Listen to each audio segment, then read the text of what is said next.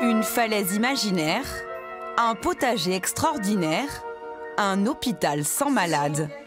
Bienvenue à la Cité merveilleuse, un monde idéal, créé de toutes pièces pour les Journées du patrimoine et installé ici dans les coulisses du théâtre de la Cité.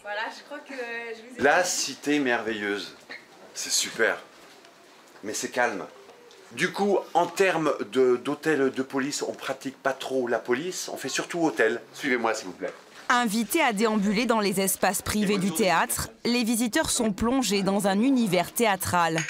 Les loges maquillage sont par exemple transformées en résidences où vivent des personnages hauts en couleur. On est dans la représentation, mais on a cassé les codes. C'est-à-dire il n'y a pas ce quatrième mur qu'on appelle.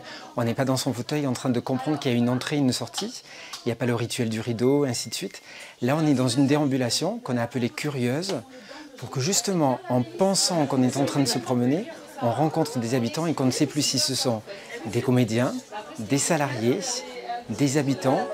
Sur les 10 000 m² que compte le théâtre, près de la moitié ont été totalement réaménagés pour créer une ville éphémère. Point d'orgue de la visite, ces pâturages installés sur la scène.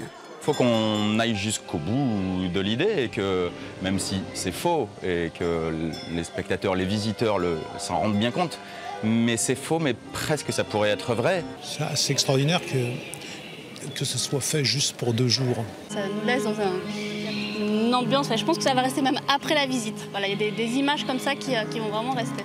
C'est plus que incroyable, c'est vraiment... J'y croyais pas au début, moi.